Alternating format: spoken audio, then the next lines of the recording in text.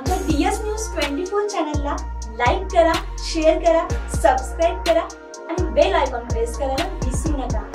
नमस्कार, मी अश्विनी पुरी, DS news 24 मध्ये आपल्या सर्वांचं स्वागत। बघणार आहोत बातमीचा सविस्तर आढावा।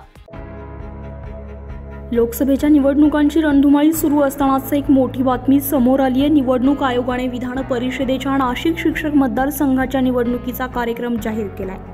या निवडणुकीचे मतदान 10 जूनला तर 13 जूनला मतमोजणी होणार आहे।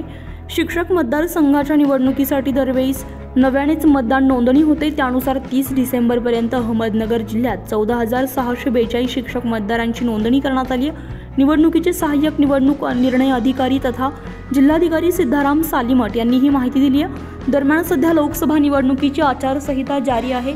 ही आचारसंहिता 4 जूनपर्यंत लागू राहील। शिक्षक मतदारसंघाची निवडणूक जाहीर झाल्यामुळे या मतदारसंघाची ही आचारसंहिता जारी झाली आहे। या शिक्षक मतदारसंघाची आचारसंहिता 18 जूनपर्यंत लागू राहील, त्यामुळे अहमदनगर जिल्ह्यामध्ये आचारसंहिता लांबली गेली आहे।